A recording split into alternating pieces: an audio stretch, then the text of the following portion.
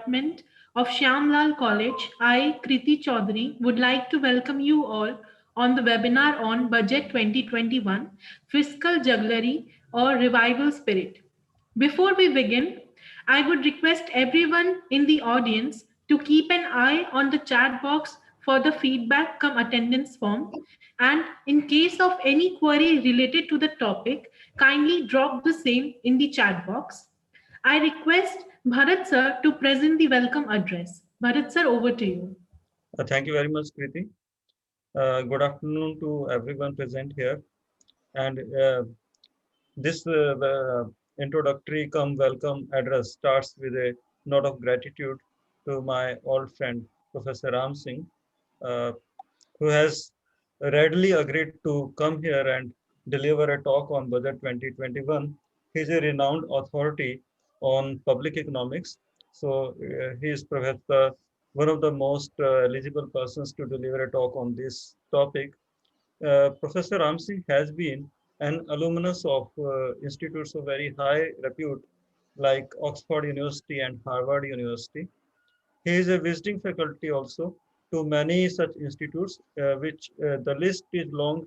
It includes Brown University, Hamburg University, etc. So he has been a visiting faculty across the globe. He has been a postdoctorate fellow at Harvard University also, and he has also been a member of many prestigious government bodies such as Seventh Pay Review Panel, and he was on the board of governors for Indian Institute of Corporate Affairs, which belong to Ministry of Corporate Affairs, and many other organizations he has been a member of. He has also won a number of awards and honors. The list again, there's a long list. I will not read the whole list of awards and honors he has won, but this list includes honors such as Erasmus Mundus Scholarship and Fulbright Scholarship. And he has published a large number of uh, uh, international papers. His work includes work on public-private partnership, land acquisition bills, etc. And he has been publishing very regularly in main journals and newspapers such as Economic Times, Hindu, Business Standard. The list is again long. So he has been a voluminous writer. He has been a very renowned scholar, and it will be a very big pleasure for all of us to hear his views on the topic.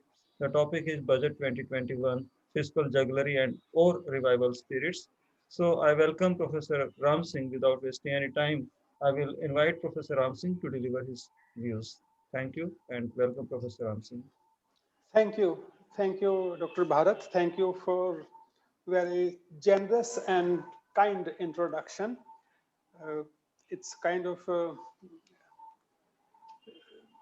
uh, it's a great feeling. I remember that I visited your college several years ago. Yes, Yes, sir, yes, sir. 2015. Yes, 2015. right, and it was a great experience.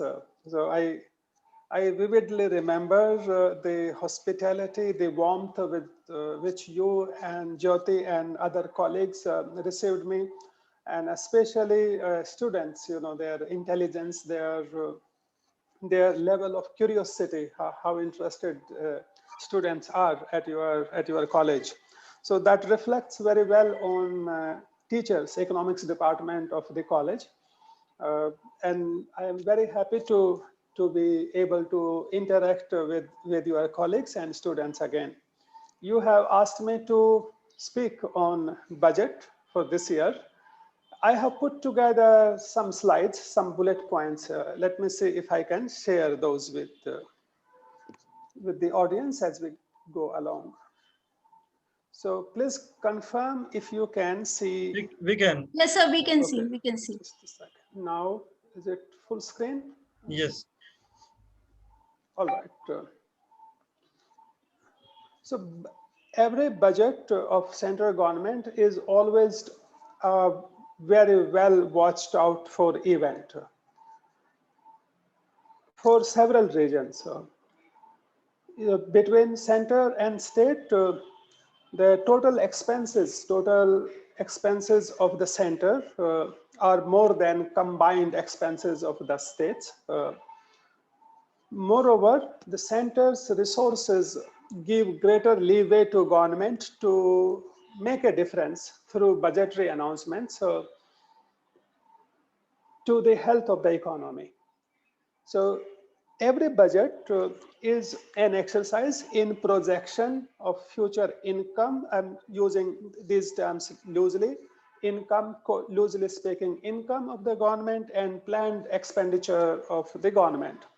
So income is not is not technically correct term to use, but by way of analogy, just like we plan our budget at household level, at individual level, we plan things for a few months. At times, we plan things for a few years. In an annual exercise, Government of India makes its plans for how much it wants to spend on welfare, how much it wants to spend on services, how much it wants to invest. So that's a planned expenditure, and these numbers are presented in the budget. Budget presented on 1st of February this year is for government's intended plans for the next year, fiscal year that will start from 1st of April. Similarly, income receipts of the government are loosely speaking income of the government. And then government looks at whether the two add up or expenditure plan expenditures are greater than the total receipts of the government. If that happens, then government has to borrow, and that situation is generally a situation of fiscal deficit. So this exercise government undertake every year, but this year is an unusual year. Therefore, this budget is an unusual budget. Finance Minister had raised expectation by saying that this budget is going to be, before she presented the budget, she had told the media that the budget is going to be once in a century budget. That had given rise to a lot of expectations. And therefore, budget was really watched out for event. And now we have budget numbers. We also have policy pronouncements made during the budget speech. And therefore, we are in a position to ask questions whether budget is a jugglery or indicate serious intent and action plan on the part of government to revive the economy, to make a difference to Indian economy. Other way of looking at this budget would be, given that it was presented in an unusual situation, we can ask a question whether the budget has done enough to mitigate adverse consequences of COVID. COVID is a once in a century kind of crisis. So therefore, we want to ask the question, has the budget done enough to mitigate the damage, crippling effect that COVID has had on our economy? Second question we can ask is that does budget make adequate use of the crisis? Every crisis is an opportunity for us to introspect and to make changes which will not be possible in normal times. So we are at present in a situation of crisis. Therefore, we want to ask a question whether the budget makes good use of this crisis, uses the crisis as an opportunity. And I will start by addressing the second question. Vis-a-vis second question, I like the budget on 3 counts. First, I will describe what I like about the budget. Then I will discuss with you where I feel budget could have done more. But first, let me tell you what I like about the budget. So I think Finance Minister has used the crisis as an opportunity to bring transparency in public accounts, in budgetary numbers, in budgetary accounts. To give you a sense of the transparency, if you have followed the debate over fiscal deficit during last several years, you might have read that actual fiscal deficit is much more than is shown in budget account, in budget numbers. So in other words, there were reports, there were commentaries saying that in the past, a part of fiscal deficit was hidden. And that was true. why and how it was hidden? Well, so government wants to keep fiscal deficit low if they can, because that looks that, you know, for one, it makes them in compliance with the law of land. We have an act, and there's a law that asks governments to keep but fiscal deficit in check. So in order to do that, and also to create perception that fiscal deficit, government fiscal position is robust, there is a tendency among governments to underreport fiscal deficit. And this underreporting was done by forcing some public sector undertakings like Food Corporation of India, National Highways Authority of India. These entities and other public sector entities were allowed to borrow from market and from other government controlled agencies. But they're borrowing, so since they are government entities, borrowing by Food Corporation of India and NHAI should be shown as a government borrowing, but it was not shown as a government borrowing. So, like say, Food Corporation of India had borrowed several lakhs crore from National Small Savings Fund. But those borrowings were not reported as government borrowings, and therefore the fiscal deficit was underreported on that count. Similarly, National Highways Authority of India has issued bonds, has raised money from market, from private individuals, and those borrowings were also not shown in budget accounts, and therefore budget deficit was underreported. So part of budget deficit was hidden.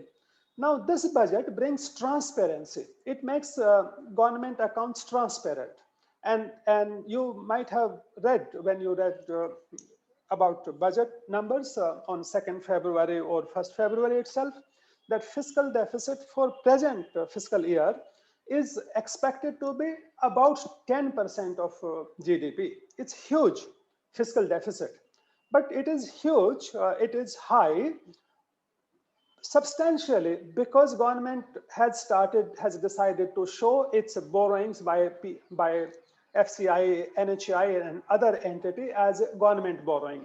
So it's not that situation has deteriorated all of a sudden, but it's just that accounting has become more transparent, and that is a welcome step. You know, once greater transparency brings greater control over government's decision making, and that I think is really appreciable move.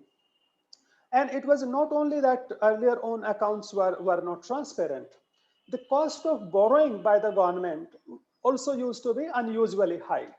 To give you an example, when Food Corporation of India borrowed from National Small Savings Funds, that borrowing by Food Corporation of India was at the rate of 8% or even higher. So a government entity borrowed, paid interest of 8% and more. Now, if you check the borrowing rate for government, for individuals, for you and us, you know, it depends whether we borrow for house loan, we have a house loan, or we borrow to buy a car. So interest rate will vary, and we pay interest rate upward of 9%, 8%, at times 14%, 15%. But for government, cost of borrowing is minimum, especially for the center. Center is Union Government of India, does borrow at cheapest rate. So ongoing rate for borrowing rate for Government of India is 6%. So 6% versus 8%. It means that you know, the government was paying by borrowing from National Small Savings Fund. Government was interest cost was around 30% higher. So this transparency will also reduce interest burden for the government, and to that extent, that will also be an improvement. That is a serious transparency, serious exercise this budget has undertaken. The second thing I like about this budget is that it has initiated serious capital market reforms. I'm emphasizing that the capital market reforms have been initiated, announced in a serious way. I'm not saying that these reforms are going to be successful. They may not be, depending on how government decides to execute what it has announced in the budget. So I will speak more about capital market reforms later today. Third thing I like about this budget is that it has brought focus on the growth. Every government, all governments are interested in high growth, but question is whether governments are doing enough to pump prime economy. This was especially important when our capacity utilization is less than 70%. Private sector's capacity utilization, manufacturing capacity utilization is less than 70%. Demand is low. Several sectors have not opened. They are still reeling under crippling effect of COVID. So economy is still on a revival mode, and therefore it was very important for governments to take the responsibility, pump prime the economy to revive investment and thereby demand and thereby investment sentiments in the private sector. On this count also, budget has done fairly satisfactory job. The proposed capital expenditure for next fiscal year is going to be around 2.5% of GDP. Now, 2.5% of GDP is substantial raise compared to the past. It's a raise of about 35%. It is not great, but I will say it is good. It is satisfactory, a welcome move. So on these counts, I like the budget. Then I want to give you some nuances about the budgetary numbers. If you might have read that budgetary allocation for health and wellness sector has gone up to 2.84, around 2.84 lakh crore. And government claimed that it's a raise of more than 137%. Out of this, there is a 35,000 crore have been earmarked for COVID vaccination. And there's a substantial increase in provisions for drinking water schemes. So now overall, if we combine two sectors together, health and wellness, then there's a decent, impressive raise of 137% over previous year's, this current year's budgetary provisions.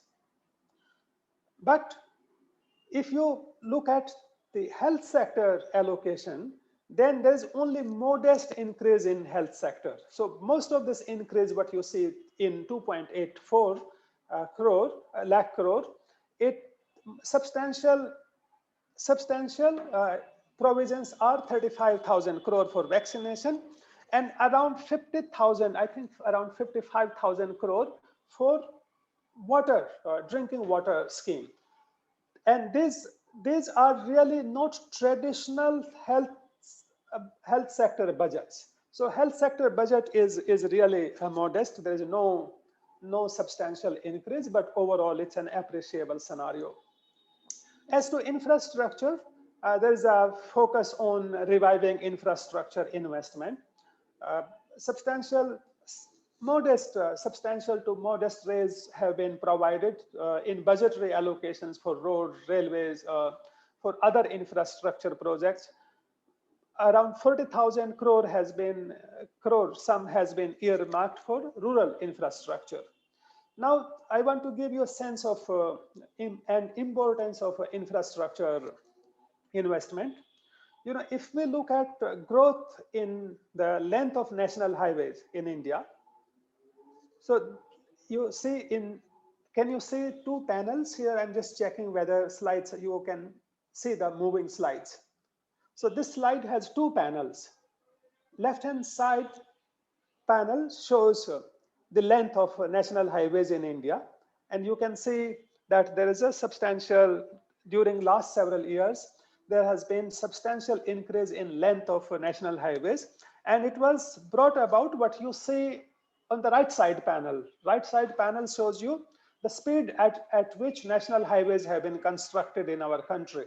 So starting from 12 kilometer a day to 30 kilometer, around 27 kilometer, the objective was to build national highways at the rate of 30 kilometer per kilometer. So government also almost achieved that in 2018-19. then came in, and similarly was the similarly we witnessed impressive performance vis-a-vis rural roads. Infrastructures, especially road construction, has extensive linkages with other sectors, forward and backward linkages, meaning thereby, if a road is built, it provides direct benefits to many other sectors, cement, steel, it generates employment. So forward, both sides linkages of infrastructure sector benefit at least 200 other sectors. So this investment multiplier effect of infrastructure, especially road infrastructure, is very large, is very impressive. But this exercise had stopped, had come to a grinding halt during COVID. Due to COVID-induced lockdowns, construction came to a halt. Infrastructure projects could not progress.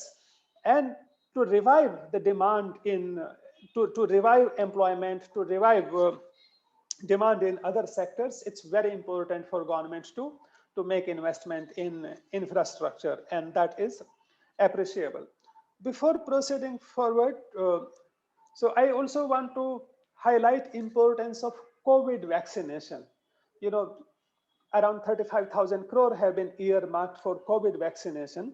It is also going to have immense effect on reviving economic sentiments. And why it's going to be so? If you think of sectors like hospitality, hotels, restaurants, in this tourism, for instance, these sectors have not opened up fully. They are only partially or mostly closed even today. But these sectors are major employers. As long as these sectors do not open, the units in these sectors do not open, restaurants do not start, hotels do not start, tourists do not venture out, the employment will not be revived. Millions of people are out of employment today because these sectors are closed. Vaccination will be great help there. Today, we suffer from fear psychosis. The disease is still a problem. COVID is still an issue, but it is more of fear psychosis that doesn't allow people to go out, to socialize, to use services of these sectors, tourism, hospitality, and so on. So unless that fear psychosis is overcome, these sectors are not going to revive. In this exercise, from this viewpoint, COVID vaccination is going to bring that confidence back, and this sector, so that these sectors open and those lost jobs, they are regained. So that is also something that will give immense boost to the economy. Let me now tell you a little bit about capital market reforms, the second point, the second aspect I like about the budget. And here I want to sound you that you may have views different from my views, and you will be very welcome to announce your views when in the question answer session. So as to the capital market reforms, you can look at capital market reforms announced in the budget along three dimensions. First is what the minister called monetization of public assets. What is the meaning of monetization of public assets? Again, I ask you to think of national highway. I'm sure you have used national highways where you have made a stop at toll plaza. So these days, most of toll plazas are points that are road segments that have been built, developed by private investors. But there are many segments of national highways that have been built by government money and are not tolled. People use those highways, do not pay toll. But if government introduces toll, give you right to charge toll on a road segment, and government charges you in the process. So that process will be called monetization, making money using the asset, road asset. So that will be one way to monetize road assets. Similarly, railways own large tracts of unutilized land. There are lakhs of hectares or acres owned by railways, and that land lies unutilized and can be utilized, can be leased out. That will be another example of monetization of public assets. So similarly, airports can be monetized, can be put on public-private partnership mode, and so that's one process the government wants to push forward, and this process will lead to greater receipts, non-tax receipts for government, and it will also lead to better utilization of public assets. So, and in that sense, I find it as a welcome step. The second is really a moot point, which is the divestment program. And this time around, finance minister was open about, so in the past we have, even though government wanted to privatize an entity, a public sector entity, but governments refrained from calling it privatization. They used to call it divestment program. But in this budget, finance minister called it a privatization, and it was, the theme of privatization was reinforced by the prime minister when he spoke in the parliament after budget was presented a few days after that. So government is going to push for privatization of public sector banks and insurance company. And in addition, there are several other public sector entities that have been put out for privatization. I believe privatization as such is not a remedy, but if it is done strategically, then it can improve. It has scope of improving competitiveness of economy and better utilization of resources. I'm sure there'll be questions on this count, and therefore I'm skipping more details. So in question answers, I would like to speak more on my views on this issue, which is a controversial issue. So let me talk about some less controversial initiatives announced in this budget. This budget gives impetus to private investment also. As I mentioned early on, so major focus is to revive demand by priming public money in infrastructure. But it also wants, so government is very keen to attract private investment in infrastructure and also to revive private investment as such. So today, several things are hampering hampering private investment. One thing that is hampering private investment is the COVID situation. But even before COVID hit us, so private sentiments for private investment were low. Animal spirit was not there, had disappeared. And what are the main reasons behind that? So it's a complex situation, but a part of the complex situation is the problem of non-performing assets. Non-performing assets are essentially loans that have gone bad. For example, if I take a loan from State Bank of India and I do not pay back that loan becomes bad in SBI's books, and it will be called non-performing assets. As non-performing assets increase, meaning thereby number of defaulters increase, then bank has to make provisions, have to keep some money aside to take care of such bad loans. That inhibits, that restricts banks' ability to lend onward. That restricts bank's ability to give money to investors who may want to invest. So that is one of the serious problems. There are other issues also. Even when bankers have money, they fear making decisions, granting big size loans to investors.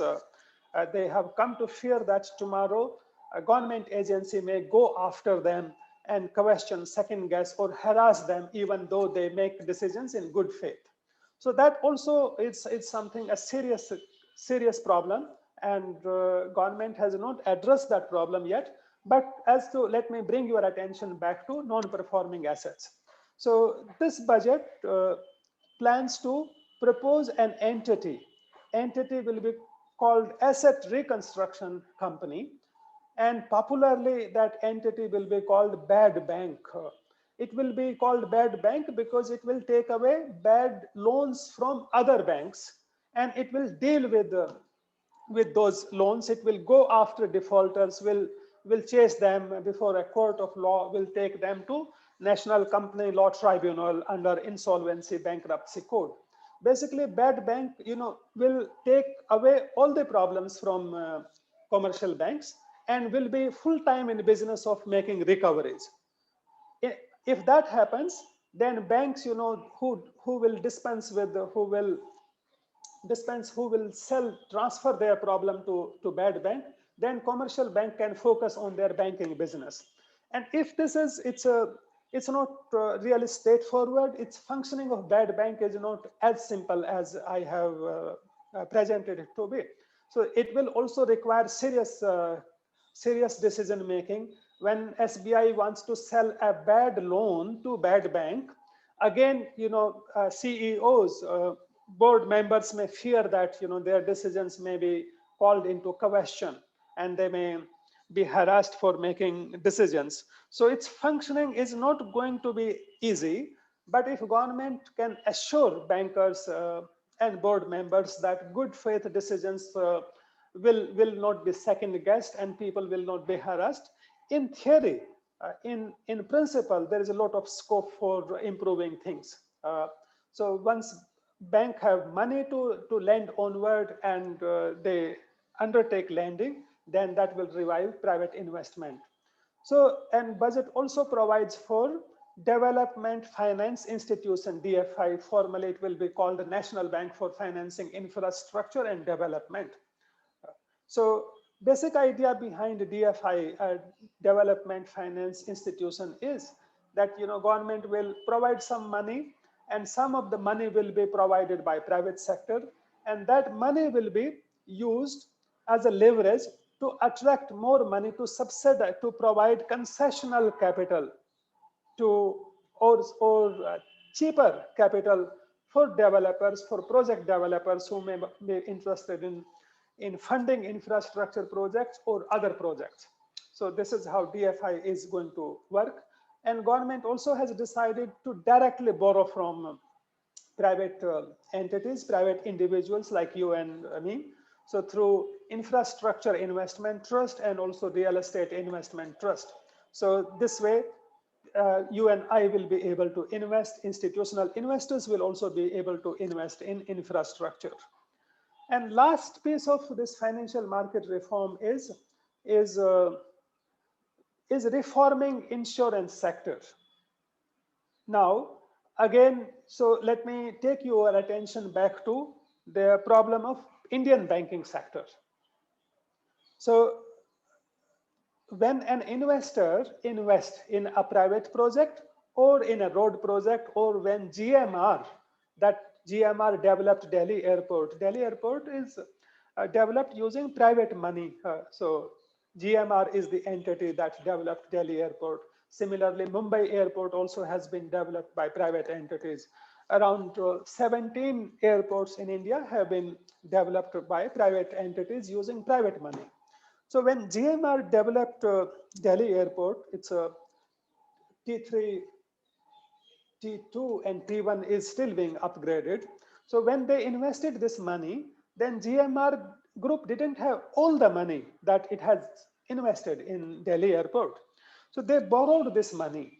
Some of the borrowing happened overseas, but most of borrowing happened from within India from Indian commercial banks.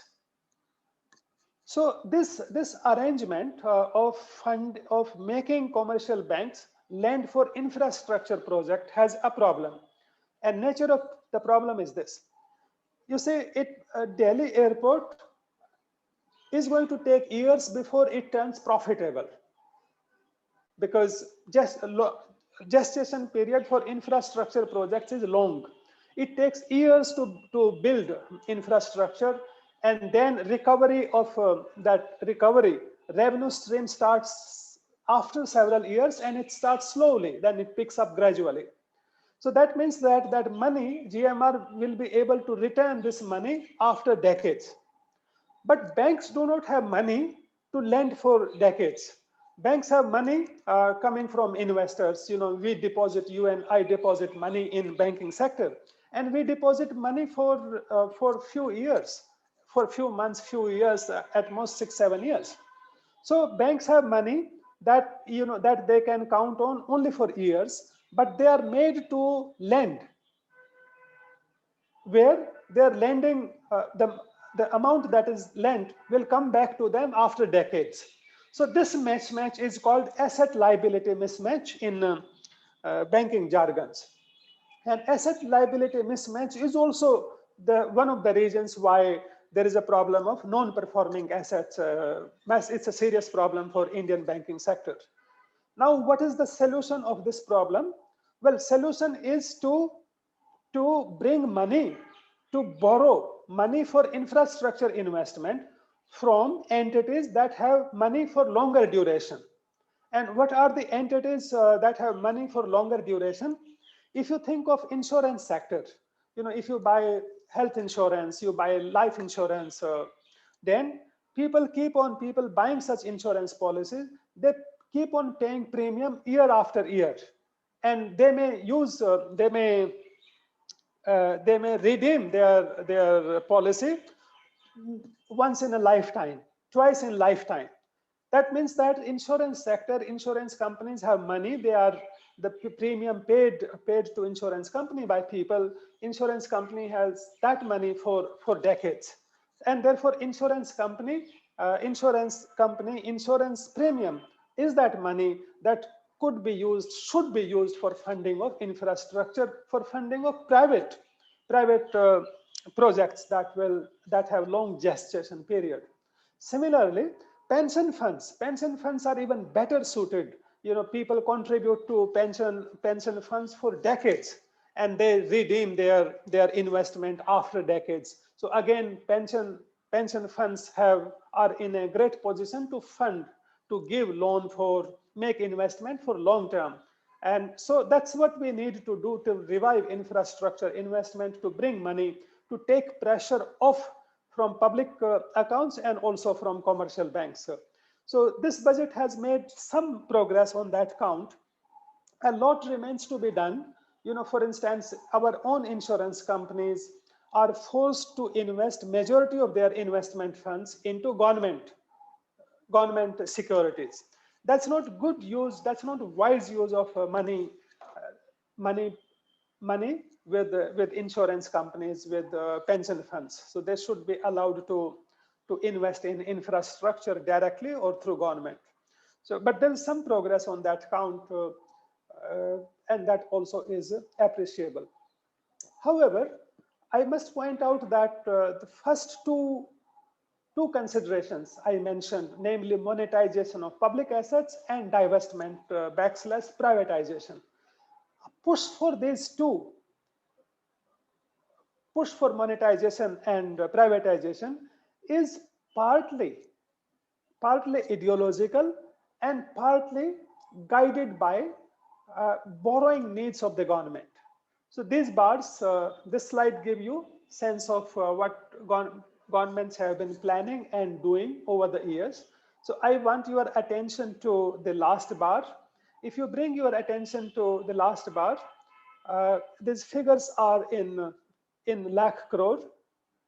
So, and this orange color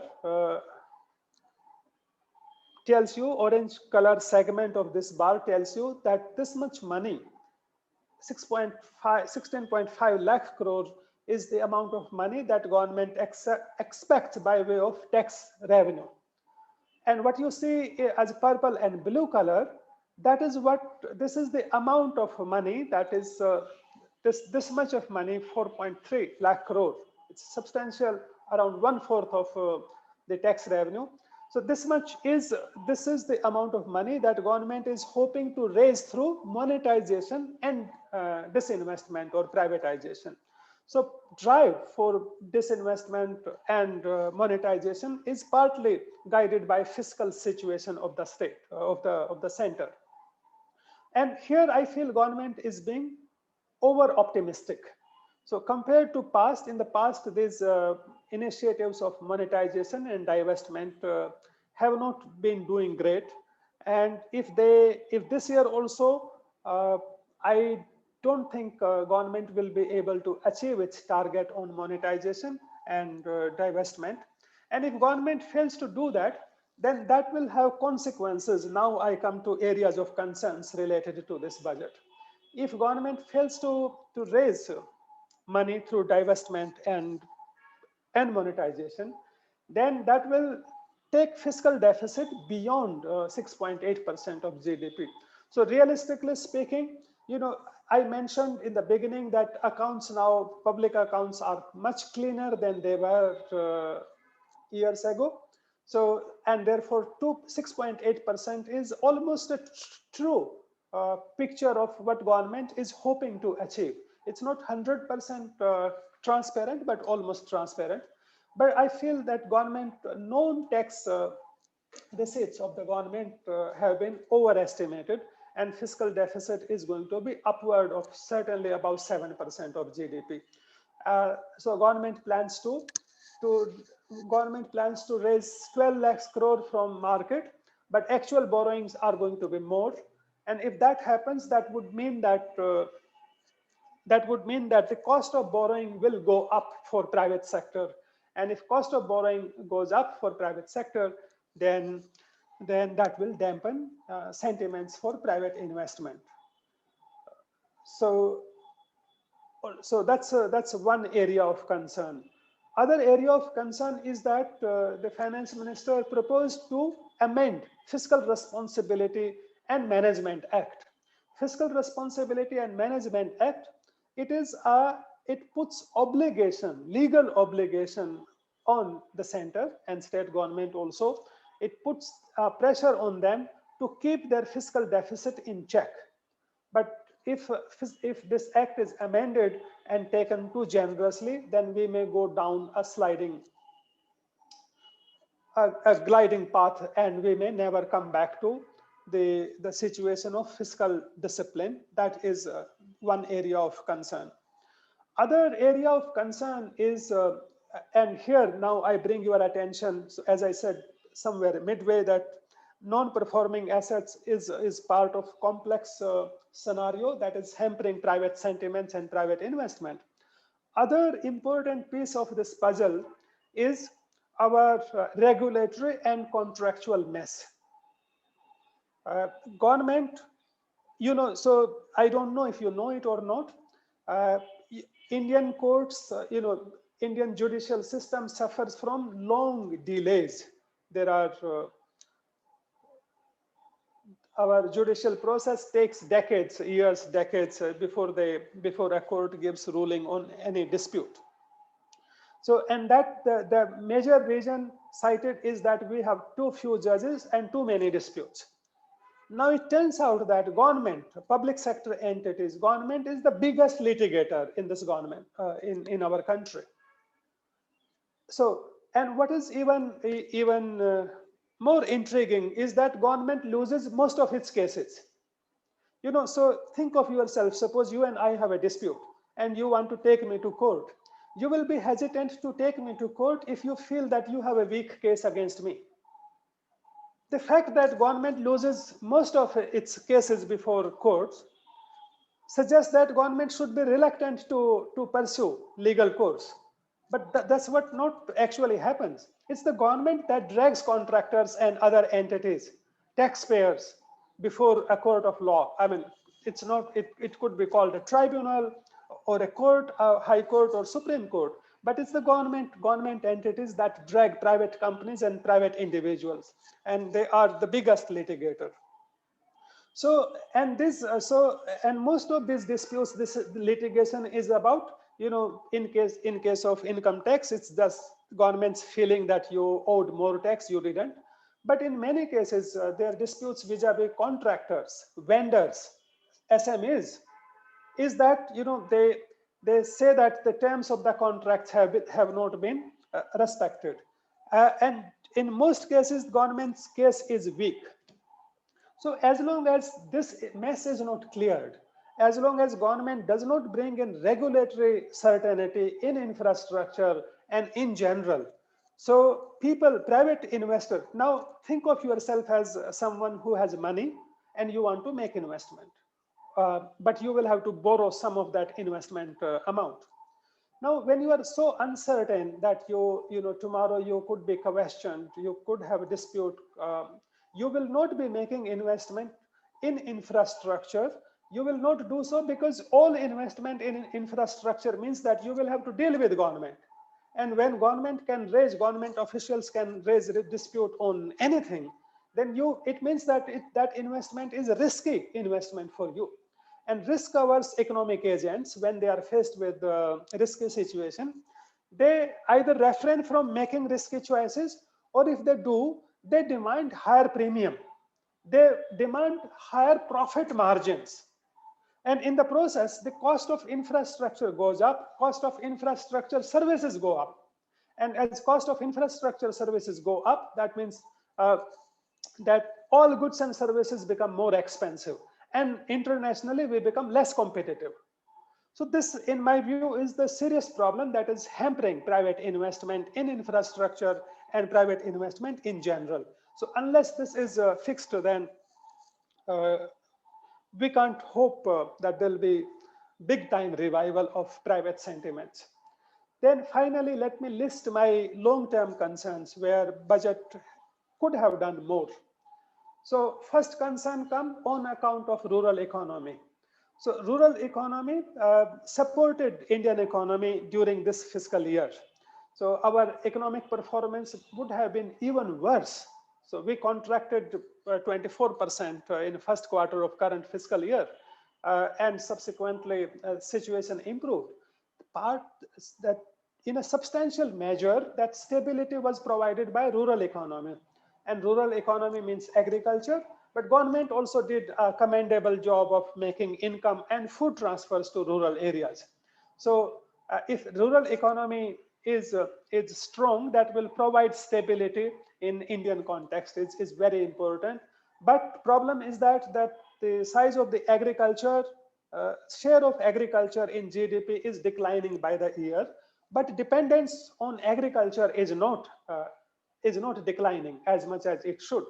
As a result, and it's not declining because service sectors and industry, these two sectors are failing to, our nature of growth is not such that we pull out people from agriculture and employ them in industry and services. As a result, unemployment remains a serious problem. Then during last several years, digital divide also has appeared on horizon. During COVID time, you and I are able to interact. We should feel lucky because not many students in India have opportunity even today to communicate online, being taught online. Even and even in many cases, even though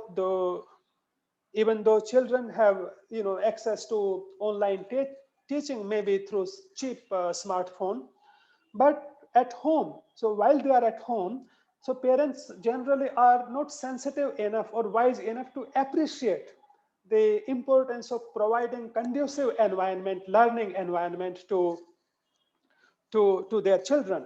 As a result, millions of children will get deprived of education. Their learning will be much poorer than it would have been otherwise.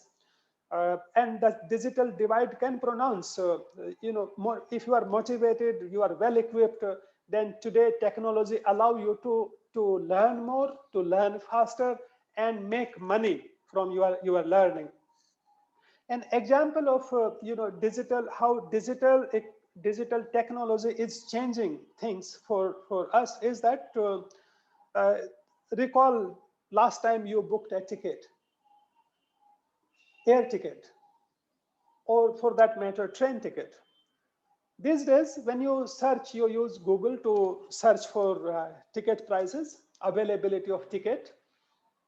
So you might have noticed that even before you ended up making a booking of air ticket, you start seeing advertisements of hotels at your destination. If you book a ticket for Kolkata, before you have completed the payment, you will start seeing advertisements on Facebook, on Google, elsewhere of affordable economy hotels near your destination point. How does it happen? Have you thought how does it happen? It's because Google picks up information about you, that so you are going to travel there, and therefore it wants to sell you more product. You basically searched for one product, and digital technology can start selling you more product. Simultaneously, Google is also telling these hotels that here is a potential customer. Not only that, so we do not make bookings of a hotel or air ticket in first go. First, most of us end up searching, looking for availability, prices, etc. So we leave that to revisit and after we have finalized our travel plans. But Google has started collecting data on you. It is through artificial intelligence using massive supercomputer. It collects all the information as to using about people who are making such searches, their places of their origin and destination. Then it makes projections about how many people are likely to travel from Delhi to London, from London to Paris, and so on and so forth. And it sells that information to airlines and hotels. Of course, it charges prices. That's why airlines, you would see that airlines prices seem to be correlated. All ticket prices at times are very high, or other times they are dirt cheap, but they seem to be highly correlated. That correlation is achieved by this intelligence. These days, this is an example of smart or intelligent services that are being generated and provided by tech giants. Who will benefit from this process? People, youth who have good quality education and who are skilled. They will benefit from this process. They are the one who are people like you are going to be serving maybe big companies. You will make a lot of money for yourself, but you will also make even more money for your employer. But all this process is leading to a digital divide, and we have not realized its consequences. And the way to solve our problem of unemployment and digital divide is to invest more in health and education.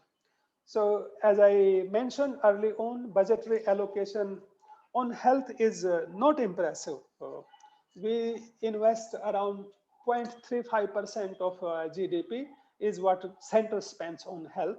Our overall spending is significant, but most of it is private out-of-pocket expenses by households. Our challenges for education are twofold. One is that inadequate investment in education sector. So we need to, we still are talking about a long-term horizon of investing 6% of GDP in education sector.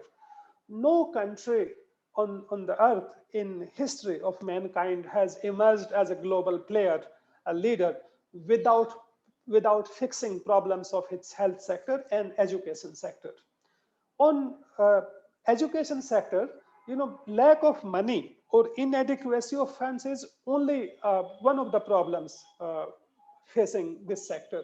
More serious problem is the quality or the sincerity of teachers and people who are involved in providing doctors and teachers. Even I feel we can do much more with the money that we are investing in these two sectors. So these are some of my thoughts. Let me just conclude that on these counts, budget and government could have done more, can do more, and let's hope they do more than they have been doing. So let me conclude my thoughts here, and we can have some questions now. Thank you so much, sir. Sir, now we shall address some of the questions. So, Pulkit and Navya will be asking the questions. Sure. Okay, am I audible? Yes, very much. Okay. First of all, thank you, sir, for this beautiful and insightful speech. It totally changed my perspective towards this year budget. It was very informative. So, sir, from the question point of view, sir, India largely remains a middle class segment where majority of people are under middle class. So, sir, what are the peculiar benefits for middle class people in this year's budget, which is also termed as a budget of hope by our finance minister? Okay, so let me take some questions, some more questions, Pulkit, and then I will respond to 2-3 questions simultaneously. Okay, sir. So, sir, the second question is I meant to say some other students could also ask questions. Sir, actually, the list of questions is being. Oh, I see. Pulkit is reading out questions collected Yes. from others. Yes, sir. Okay, got it. Okay, Pulkit, let's have one more question and then we can read out one more sir, question. so my second question. Yes, sir. So my second question is related to national monetization pipeline. How far can the government's national monetization pipeline can actually beef up the government's revenue receipts sustainably and can curtail the revenue deficit crisis that the present government faces? Okay. So first of all, let me respond to the first question. Finance Minister said that this is a budget of hope, and she has a point. It is a budget of hope on the counts I described, that it puts focus on investment, and through that, the Finance Minister is hoping to generate employment or at least create hopes for generating employment for masses. And through vaccination, I repeat, there's a hope that as vaccination progresses, service sectors, hospitality, tourism, these sectors will open, and sure, they will bring back millions of jobs that were lost. So in that sense, it's a budget of hope. What is specifically there for middle class? In this case, for middle class, I do not see directly any benefit. There was not much scope for the government to give tax concession to middle class. If anything, you might have noticed that the day budget was presented, within half an hour of finance minister completing her budget speech, the stock market boomed. And the reason for that was not that finance minister had announced something that investors were very happy about. The reason was a lack of announcement. Finance minister did not announce what many people were fearing. Many people were fearing that finance minister is going to put some cess or increase tax on wealthy Indians. But finance minister didn't do, and that was the reason for them to feel jubilant about the budget, and stock market boomed. For middle class, other than that, the budget has serious plans for reviving the economy, and that will be good for everybody, including middle class. And middle class also have lost jobs in several sectors, services sector. Hopefully some of those jobs will come back. I must sound you, I'm not saying that everybody will get employed. No, our unemployment situation is really bad, but it is expected to become, is expected to improve a little bit during the course of next fiscal year. So as to national monetization pipeline. So government, so I forgot to mention, I wanted to mention national infrastructure pipeline, but we can talk about both simultaneously. So we have a network of roads, railways, ports, airports, and I mentioned that government, defense ministry, railway ministry, to an extent, postal department and road ministry, they are sitting on large tracts of land. Moreover, there is a large network of highways, state highways and also national highways, where people do not pay toll. So if government leases out this land, starts tolling national highways, some of you may feel, why government should be tolling national highways. But if that happens, then that will be those will be part of potentially extensive national monetization pipeline. I think scope is immense. My apprehension is that if you think of yourself as a government officer, and government officers, so if they are asked to lease out land or sell a piece of land, then they may fear that their decision, anything that requires financial decision making, is a lengthy, protracted process, is not easy to achieve. Even though we are very rich in terms of natural resources, we are also fairly rich in terms of public wealth, public resources, where government have been investing in the past. But its monetization is going to has potential, but it's going to be very challenging. And to that extent, funding of national infrastructure pipeline will also remain an issue. Okay. Next, Bharat sir, I have some question. Sure, sure. Read out your question. This was really a wonderful discussion, and my students must be knowing why Professor Ram Singh is called an authority over the subject. The question is regarding Fiscal Responsibility and Budget Management Act. You said that Prime Minister proposes to amend it. And this is a cause of worry because this might cause fiscal discipline to slide to a downward trend. But the question is that since the implementation of Fiscal Responsibility and Budget Management Act, in a pursuit of fiscal discipline and in a pursuit of lowering fiscal deficit to 3% of GDP, I have seen the government's uh, uh, uh, suppressing social expenditure and capital expenditure, and that actually might be even more harmful for the country. So there is kind of a debate, there is kind of a, trade-off between this uh, target of achieving fiscal discipline and keeping social and capital expenditure high. So what's your take on this? So I agree with your assessment, Bharat. It's a very important observation, perceptive observation you have made on this issue. So fiscal deficit per se are not problem. If government are borrowing heavily, run huge fiscal deficit, but if that fiscal deficit is used to make investment in building assets, in creating employment, then that is not a bad idea necessarily. In some cases, direct income transfers may also not be a bad idea, because anything that revives demand will lead to growth. Anything that promotes growth will have stabilizing effect on debt GDP ratio of a public debt GDP ratio. So because denominator will expand fast.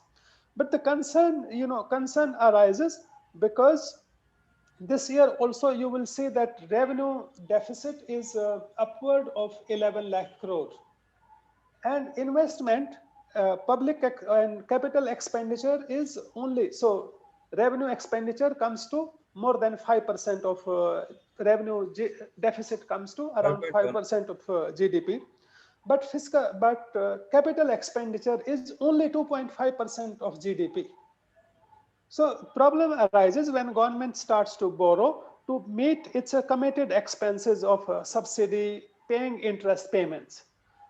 And if government goes down that path is a risky path. That path does not create new jobs, does not enhance productivity, competitiveness of economy, and have destabilizing effect in foreign exchange market, and is inflationary path. But as such, I agree, I share your view. But if we have some fiscal discipline through Fiscal Responsibility and Management Act, hope is that government will be more prudent in making its investment decisions. It will think twice, several times before deciding what is that next rupee should be spent. Relaxed view on this has harmed several economies, and that risk remains. Okay, fine. Thank you. Thank you, sir. So I also want to ask something, because we have seen Manrega came as a big scheme during the COVID times, which provided employment to the large number of people.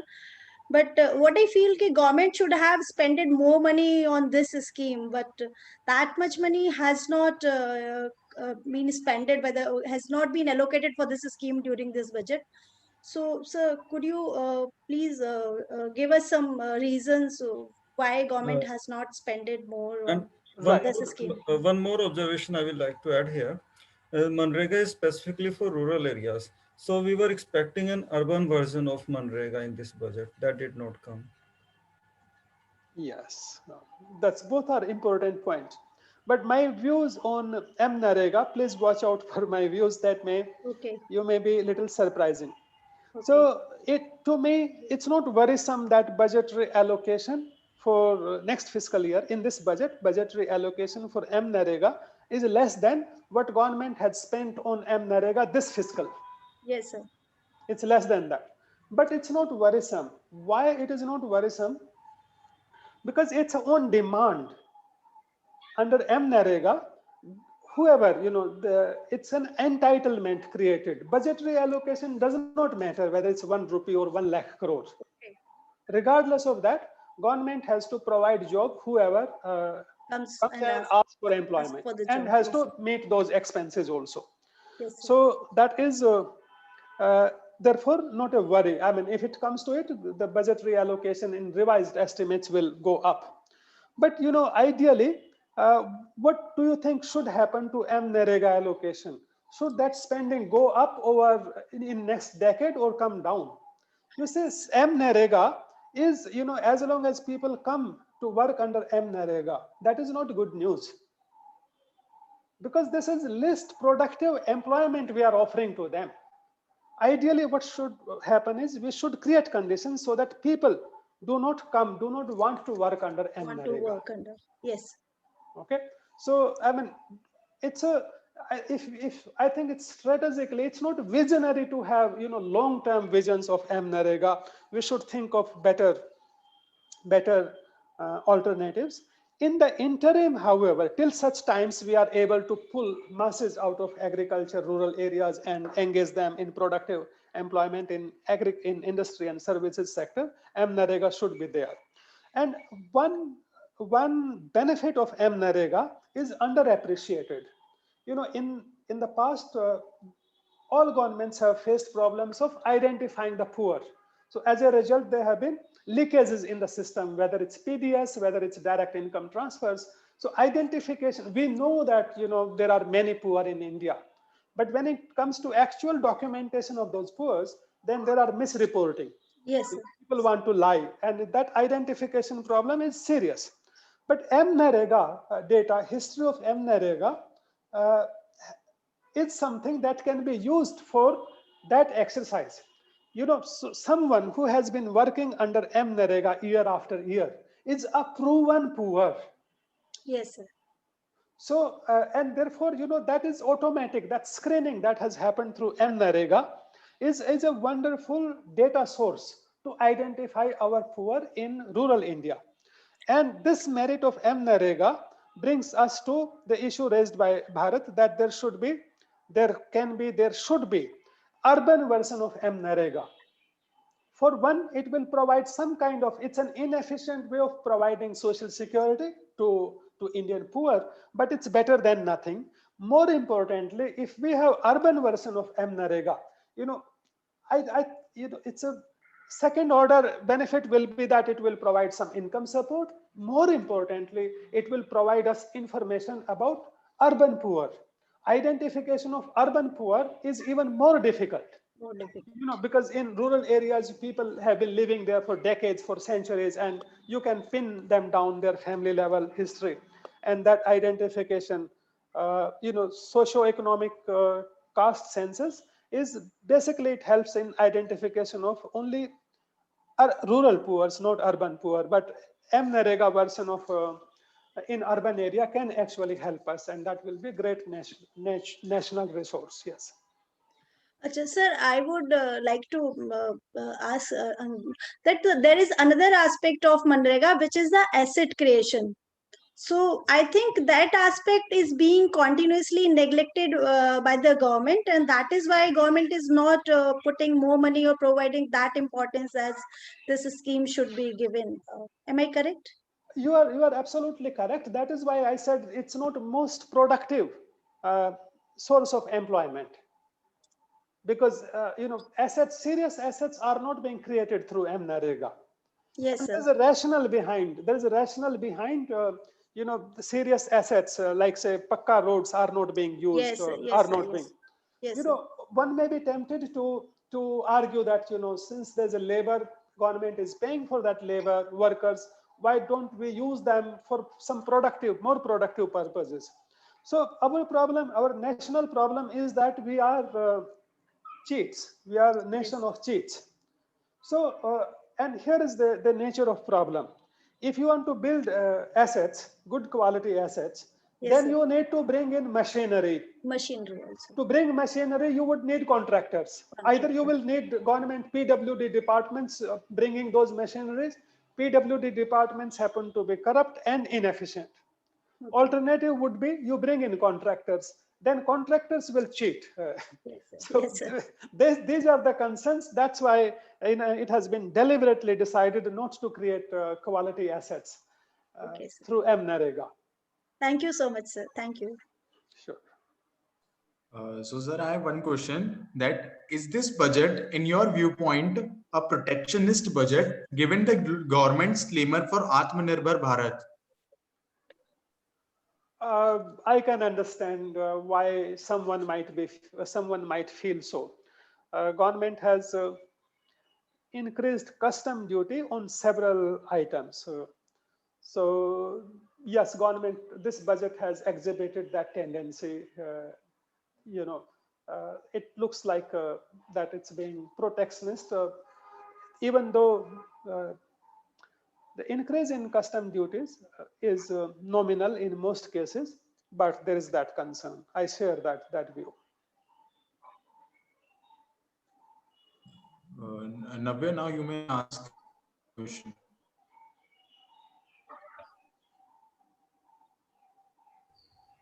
Am I audible? Yes, Yes, yes. yes. So my question is, given that budgetary allocation to Ministry of Women and Children Welfare is just 0.7% of total budget, do you think budget has justice to women in India? Uh, no, no. Actually, as a society, this budget, or for that matter, other budgets also have not been doing justice to women and children. But you and I, when I expressed concerns on account of health and education, so these concerns naturally arise. If we want to fix our health sector, then it is important to to take care of health of women and children. So it's part of. I share your concerns, but I express those concerns when I said the budget has not done enough on health sector and education. Yes, sir. And I also am sensitive that I think women world over are at a disadvantage, and there is something counterintuitive happens. Most finance ministers are end up doing some harm to women.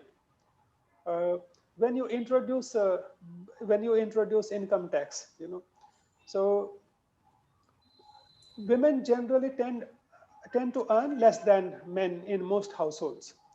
And if one has to withdraw from labor force, from market, at family level, they will argue. They will argue that if women withdraws, it will be lesser loss for the household. And you will get one person to work at home, but at a at a lower sacrifice of income. So such calculations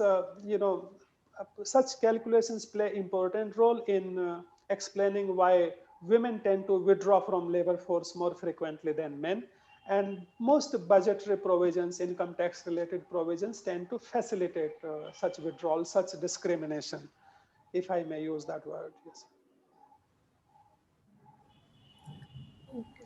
But we should also be, at the same time, we should be mindful of resource constraints faced by the government. You have limited resources and you want to decide, you have to take tough calls at times where to use those resources. I'm not saying that any day I think any rupee spent on education and health will be worth it, but there are limitations.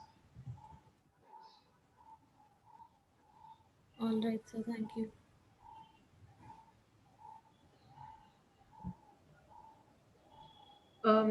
Hoping that there are no more questions on. Yeah, I have one more from my side. Sir, There are some in chat box. Have you looked at those? yes, sir. I Okay, have all right. looked upon that. And sir, my question is that do you think that the disinvestment is an effective and an efficient strategy tool deployed by the government to achieve its maximum of minimum government and maximum governance since 2014? Well, government has not been successful in its mission of privatization so far. Okay. But if your question is whether privatization is the way to go, will be good for Indian economy, I can share my thoughts. So, privatization in itself does not guarantee anything, nor does it threaten anything. To put my response in perspective, you know, if you have been to public sector banks, if you have done business, if you have an account with the public sector bank versus a private sector bank, and if you have credit card issued by a public sector bank versus credit card issued by a private sector bank, it can tell you nature of these beasts. So when you go to a public sector bank, you know, generally bank officials will make you feel extremely unwelcomed. You know, it's your waiting time will be longer. It will be hard to get business done with them, and somewhat unpleasant experience also. But they will not cheat you. So you have to be less cautious about when you deal business with the public sector bank. Most of what you are told, you know, bank will respect those. Vis-a-vis when you do business with the private sector bank with credit card issued by a private sector bank, you know, you visit their branch, you will be treated very nicely. Your waiting time will also be, they are more efficient and they also make you more efficient. But you also have to watch out for more things. So they use their fine prints in their contracts you sign, whether it's debt contract or any other contract policy you sign with them. There is a greater tendency in private sector to cheat. No doubt they are more efficient, and we need efficiency. So on that count, they are desirable, but their regulation also, the regulator also have to be much more vigilant when it comes to dealing with private sector. That's the nature of this beast. I can talk specifically about banking sector. Our public sector banks are too many and too inefficient. So there is a case for some consolidation of public sector banks. In some cases, there's a case for privatizing them. But I feel in every single sector, especially in important sectors like banking sector, it is important for us to keep at least 3-4 public sector banks to ensure adequate competition in the banking sector. Competition can be very good for consumers. We have seen that in the telecom sector. In the telecom sector, from monopoly situation of MTNL and Bharat Sanchar Nigam, from those dreadful days, now you see how cheap data and mobile connections are. We have become the largest consumer of internet data, thanks to cheap internet data services and mobile banking. And so far, the competition, all this was enabled by the competition. But now onward, even in private sector, even in telecom sector, number of players are less than what they should be. There are fewer players than there should be in crucial sectors like telecom, banking. We should have, I think, a mix of at least 4 private sector players and 4 public sector players to keep the competition alive. That will safeguard our interest of Indian consumers. I have one observation to make here. I think this investment process was started with a view to make those public sector undertakings which were not performing very well. Uh, the government wanted them to be managed more professionally by introducing the concept of disinvestment. But lately, it has become a tool for reduction of fiscal deficit level. That's right. That's right. It has become a tool. And it has that's an area of concern. Uh, that is true. Government's problem, I think, this investment strategic, what they call strategic disinvestment, is not the right way to go about divestment. So government problem, government will argue that we have to privatize, divest of profit-making public sector entities. You might have noticed that generally there's a tendency to disinvest from public sector entities, companies that are making profits. Profits. People argue that if they are making profit, what's wrong with them? Why do you privatize them? Government problem is that no one is showing interest in That's loss right. making entities like Air India. Government, 3 years ago, government said we are going to privatize Air India. But you can privatize if there are somebody who is coming forward to make investment. So government's problem is that loss making public sector entities are not attracting investors. And Bharat, you are absolutely right. Government wants to raise resources, uh, and then way to go is to privatize profit making. This is not really a wise way. I think if there is a separate ministry that owns, one thing we need to do is that we should list all our public sector entities on the stock market. And rather than going for outright privatization, so, so what we should do is that if all public sector entities are listed on stock market, and when stock market booms, that time government should start selling its share in gradually in all or wherever it can start selling shares of companies, public sector companies where prices are high, so that it raises resources and it also doesn't engage in distress sales. Thank you. Thank you so much, sir, for the insightful webinar. Now I shall request Dr. Supriti Mishra, ma'am, teacher in charge of Department of Economics, for the vote of thanks. Over to you, ma'am. Good Before, evening, sir. before, before Sukriti delivers the word of thanks, can I? Yeah, Uh, yeah, sure. Professor Ramsingh recalled his visit of 2015 in the college, and he said he was very much impressed by the hospitality of, particularly of students. I also remember how eagerly, how actively he participated. He actually even played a few games also. So had it been freshers meet, it would have been even very, very pleasant to have him with us, and students would have known how friendly he is with students. So that is what we miss. So And over I to you. and I missed the chance to meet you, sir. I was on leave during that year. So over to you, Suprit. So look forward to to visiting you on some Sure, other sir, sure. occasion. Definitely, Yes. it Sure, will be sir, sure. pleasure. So, good evening, sir. I, on behalf of Department of Economics and IQAC SLC, would like to extend our gratitude to Professor Ram Singh for sharing his valuable view on the topic Budget 2021, Fiscal Jugglery or Revival Spirit, and enlightening us on various aspects of Union budget and helping us to view the budget from different perspectives. I would also like to extend our thanks to Professor Ravi Narayankar sir, Principal of SLC, for providing us constant support and motivation and to organize such interactive events. We look forward to more of such events in future under his guidance. I would also like to thank Dr. Kusha Tiwari, convener IQAC, for her kind support and organizing such an informative and interactive session for our students. I would also like to thank our faculty members and student members of Economic Association for their valuable contribution in this event.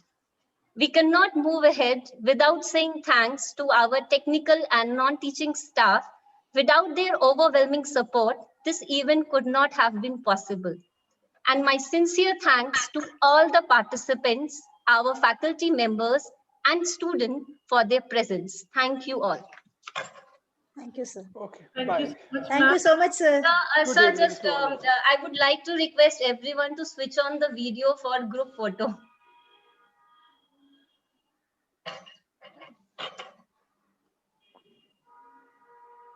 Please switch on the videos.